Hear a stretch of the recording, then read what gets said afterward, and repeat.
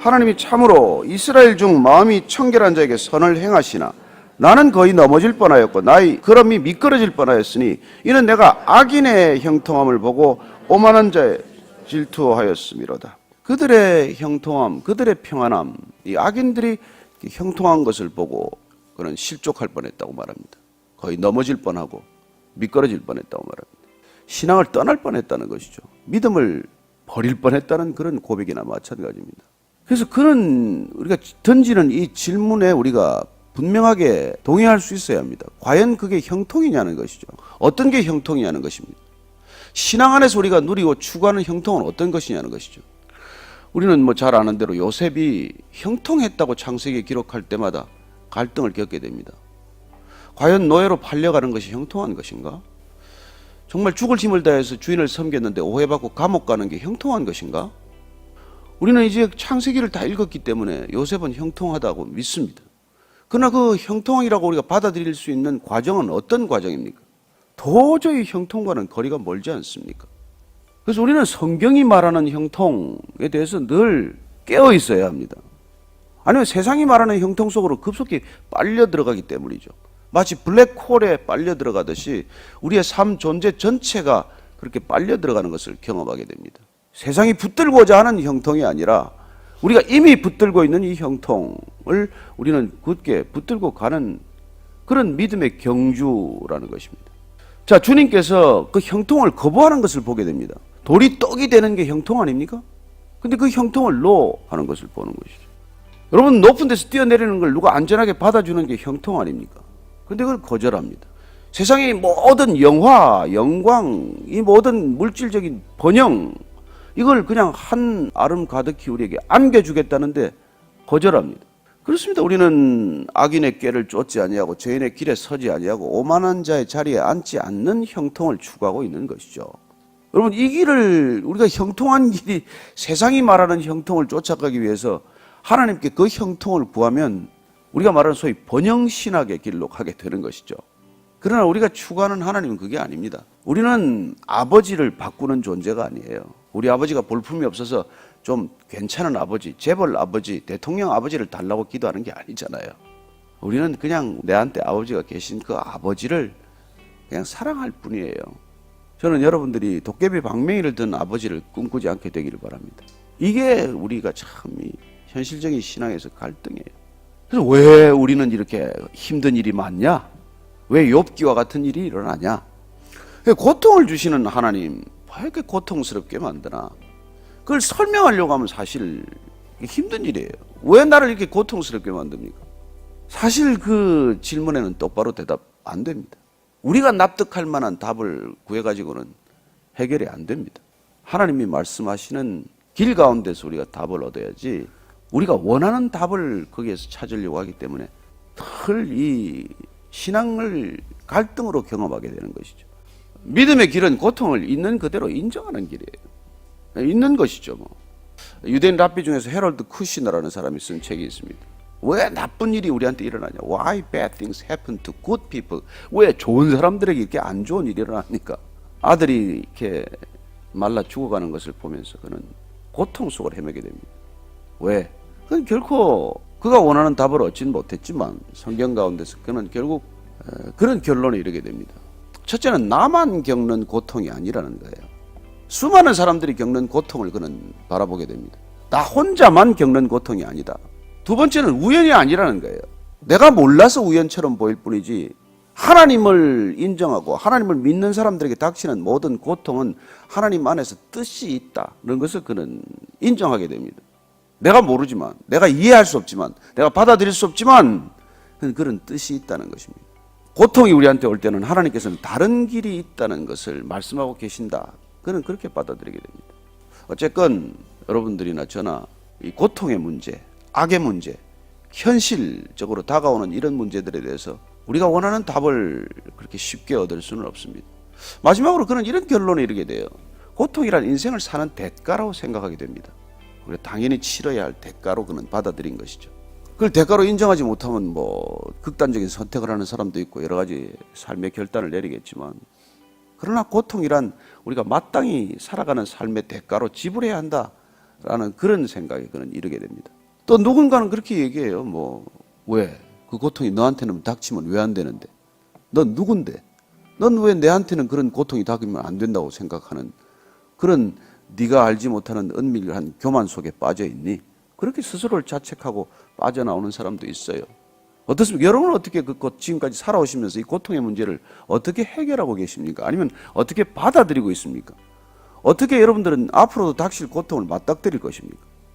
그들은 죽을 때도 고통이 없고 그 힘이 강건하며 사람들이 당하는 고난이 그들에게는 없고 사람들이 당하는 재앙도 그들에게는 없다니 그러므로 교만이 그들의 목걸이요 강포가 그들의 옷이며 살찜으로 그들의 눈이 솟아나며 그들의 소득은 마음의 소원보다 많으며 그들은 능욕하며 악하게 말하며 높은 데서 거만하게 말하며 그들의 입은 하늘에 두고 그들의 혀는 땅에 두루 다니도다. 그러므로 그의 백성이 이리로 돌아와서 잔에 가득한 물을 다 마시며 말하기를 하나님이 어찌하랴 지존자에게 지식이 있으랴 하는도다. 볼지어다 이들은 악인들이라도 항상 평안하고 재물은 더욱 불어나도다. 하여튼 온갖 영화를 누리고 사는 것 같지요. 정말 말로 다 할 수 없이 이런 부조리와 같고 이런 것들 현실에 직면하게 됩니다. 그런데 본인은 어떻습니까? 13절 이하를 읽습니다. 시작. 내가 내 마음을 깨끗하게 하며 내 손을 씻어 무죄하다 한 것이 실로 헛되도다. 나는 종일 재난을 당하며 아침마다 징벌을 받았도다. 나는 아침마다 회개하고 아침마다 찬양하고 아침마다 기도하고 나는 이렇게 살려고 이렇게 애를 쓰는데 근데 나는 항상 고난이 닥치고 종일 재난이 오고 아침마다 마치 징벌을 받는다. 이런 고통을 나한테 왜 주십니까? 이게 무슨 극단적인 대비입니까? 내가 만일 스스로 이르기를 내가 그들처럼 말하리라 하였더라면 나는 주의 아들들의 세대에 대하여 악행을 행하였으리다. 그도 거의 이 믿음을 사실 떠날 뻔한 것이죠. 실제로 우리가 살다 보면 믿음을 떠나는 사람들이 적지 않지 않습니까? 바울 곁에 있던 데마도 세상으로 돌아가고 그런 고백들을 듣게 됩니다. 내가 어쩌면 이를 알까 생각한 적 그것이 내게 심한 고통이 되었더니 언제 알았다고요? 17절 말씀 읽습니다. 시작. 하나님의 성소에 들어갈 때에야 그들의 종말을 내가 깨달았나이다. 성소에 들어갈 때, 지성소에 들어갈 때, 하나님 임재 안으로 들어갈 때, 하나님의 영광 속에 들어갈 때, 하여튼 그렇게 들어갔더니 어떻게 됐다고요? 18절 이하 또 읽습니다. 시작. 주께서 참으로 그들을 미끄러운 곳에 두시며 파멸에 던지시니 그들이 어찌하여 그리 갑자기 황폐되었는가 놀랄 정도로 그들은 전멸하였나이다. 그렇습니다. 우리는 인간의 역사 기록을 통해서 이런 기록들을 봅니다. 권불 10년이라는 말도 있고 그 막강한 로마 제국도 500년을 버티지 못했습니다. 인간이 기록하는 인간의 스토리도 그런 얘기들을 기록하지만 그러나 당대에 그런 결과를 못 보는 사람들이 얼마나 많습니까? 주여 사람이 깬 후에는 꿈을 무시함 같이 주께서 깨신 후에는 그들의 형상을 멸시하리이다. 내 마음이 산란하며 내 양심이 찔렀나이다. 그는 주님 안에서 하나님의 임재 안에서 답을 얻긴 얻었지만 그러나 그 답이 우리 모두의 답이 될 수는 없는 것입니다. 그는 그렇게 임재 가운데 들어갔고 주의 성소에서 결국은 저들이 멸망한다는 것, 파멸한다는 것을 깨달았다고 할지라도 저와 여러분들의 믿음이 되는 데는 또 많은 시간이 걸릴지 몰라요. 근데 그가 깨달은 건 뭡니까? 선과 악에서 그는 벗어난 거예요. 내가 이같이 우매무지함으로 주 앞에 짐승이 오나 내가 항상 주와 함께하니 주께서 내 오른손을 붙드셨나이다. 그는 주의 임재 앞에, 거룩한 임재 앞에서 내가 짐승이라는 걸 깨달은 거예요. 여러분, 악이 해석되지 않는 까닭은 내가 선이기 때문에 그래요. 성경은 그걸 죄라고 말합니다. 그래서 내가 내 선의 기준에서 이 세상을 보니까 세상이 온통 악한 거예요. 그래서 그 악의 형통함이 못 견디는 거예요. 그리고 정작 그 악의 형통을 못 견디는 까닭은 악의 형통함이 나 자신에게도 형통함의 기준으로 이미 들어와 있기 때문에 그래요. 그건 형통이 아니다. 그건 지금 망하고 있는 길이다. 이게 안 보이잖아요. 돼지가 살찌고 있는 건 저건 지금 망하고 있는 길이다. 왜 안 보여서 그런 거 아닙니까? 돼지가 멱을 딸 때야 그때야 비로소 하는 거 아니에요. 아, 저렇게 돼지 살을 찌운 게 저게 제삿날 제사 올라가기 위해서 간 거구나. 근데 그 돼지가 살찌는 걸 매일 부러워했으면 그 바보 같은 일 아니에요. 매일 돼지가 살찌는 걸 부러워하고 나는 왜 안 먹이나? 나는 왜 사료를 안 주나? 고급 사료를 왜 안 주나? 나는 왜 풀만 먹이나? 그런 불만을 털어놓았다면 얼마나 어리석겠습니까? 우매무지하다는 거예요. 내가 진짜 우매무지했구나. 내가 짐승이구나. 똑같구나. 나도 살찐 돼지가 되는 게 꿈이었구나. 그러나 내가 주님 손을 붙들었더니 그게 깨달아지는 것이죠.